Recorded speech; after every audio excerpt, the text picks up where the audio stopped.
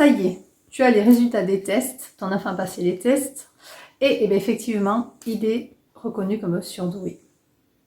Comment vas-tu l'annoncer à la famille, aux amis, aux professeurs, à tout l'entourage aussi?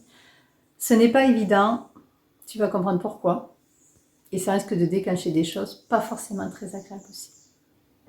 Je suis Muriel Chauderon, enseignante, assistante maternelle agréée, formatrice. J'ai enseigné à des enfants et des adultes de tout âge, de 0 à 37 ans, et j'ai eu affaire très souvent à des enfants au potentiel, des enfants aussi handicapés et des enfants dits normaux. J'ai du coup développé une éducation lénile, l'éducation nouvelle, intelligente et ludique, pour permettre en fait d'adapter les programmes de l'éducation nationale et tout ça qui sont un peu rigides et difficiles à suivre pour ces enfants différents, parce qu'autant handicapés que surdoués, ce sont des enfants différents qui ne s'adaptent pas aussi facilement que la moyenne des autres enfants. Et du coup, j'ai mis en place plein de techniques qui me permettent aujourd'hui de proposer à ces enfants-là une éducation nouvelle, intelligente et ludique. Et j'ai envie de la partager avec tout le monde. Donc voilà, vous allez voir une formation sur l'ENI si cela vous intéresse. Vous avez toutes les infos sous la vidéo. Donc voilà, ton enfant, il est surdoué, c'est ça, ça confirme bien ce que toi tu pensais, ce que toi tu avais vu, ce que tu avais lu sur internet, ce que tu avais vu quand tu as comparé ton enfant aux autres enfants qui viennent à la maison, à ceux de la famille et tout ça. Tu te rendais bien compte que ton enfant, il est différent. Ton enfant, il a des réflexions plus évoluées, plus bizarroïdes, des questions sur la mort, philosophiques et tout ça, que tu te dis waouh, waouh, waouh, waouh. Ça y est, c'est reconnu, ton enfant est un petit zèbre. Bienvenue dans la famille des zèbres. Mais alors, la réaction de la famille et de l'entourage peut être décevant, peut-être, comment vous dire, inattendu, on va dire, parce qu'ils ont des réactions un peu bizarres. Et donc, soyez prêts à tout ça, comme ça, quand vous le vivrez, vous ne serez pas étonnés. Hein, voilà. Parce que je suis passée par là avec mes deux petits zèbres, donc ma fille de 26 ans et mon petit garçon de 9 ans.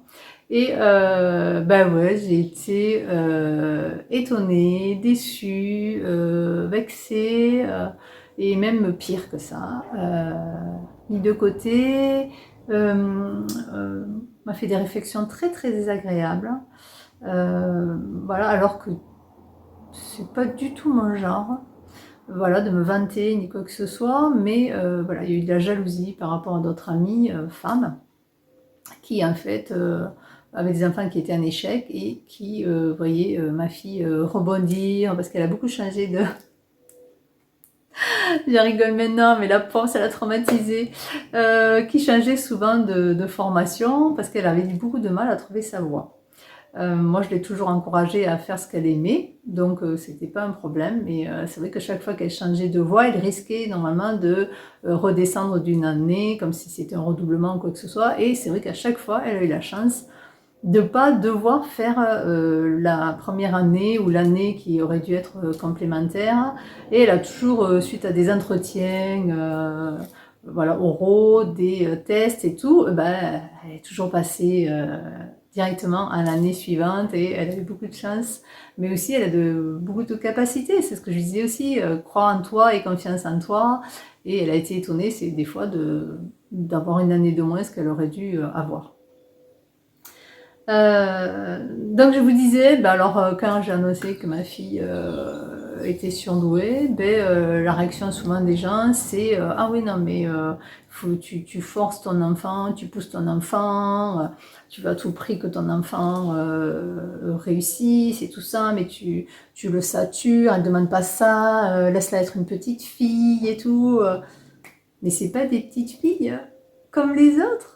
C'est pas des enfants comme les autres, c'est pas nous parents. Alors je Je suis sûre qu'il y a des parents qui sont comme ça, oui, qui veulent voilà, faire de la musique, du sport, et tout ça, et qui poussent les enfants à multiplier les activités et qui les saturent très vite. Mais c'est pas mon style. Ou alors quand on fait ça, des fois on le fait un an, et puis l'année suivante, ben, on fait rien. Alors même moi, c'est vrai que j'ai eu du mal des fois à ne rien faire, parce que je suis quelqu'un qui bouge aussi beaucoup, qui aime beaucoup le sport et tout. Mais ben voilà, cette année, Jonathan ne fait rien. Là, il a envie de faire du foot. On est presque en fin d'année, mais on a réussi à trouver un club de foot pour aller avec ses copains, le club de foot de ses copains de l'école. Voilà, faire 14 km tous les jours, alors que j'en ai un à 4 km à côté de chez moi. Mais il veut aller dans le club de foot, il va faire du foot. Mais je suis soirée, mais au début d'année, il n'avait pas envie de faire quelque chose. L'année dernière, on avait 3 fois par semaine, 2 fois par semaine piscine et non, athlétisme. Et on allait nager aussi le week-end à la plage, puisqu'on est en Martinique. La chance de vivre en Martinique. Et cette année, ben, il en avait marre. Il avait marre de courir partout. Et ben, moi aussi, j'en avais marre de courir partout, de laisser mon travail, de repartir, de revenir, de faire des allers-retours et tout ça. Donc, il faut aussi savoir à un moment donné couper, il faut savoir faire des pauses, il faut savoir s'adapter à l'enfant. Ce que je vous disais à une autre vidéo sur tout ce qui est test et tout ça de QI, il faut le mettre au mot, c'est s'adapter à l'enfant, suivre lui, qu'est-ce qu'il a envie, qu'est-ce qu'il veut. D'accord? Qu'est-ce qui lui plaît.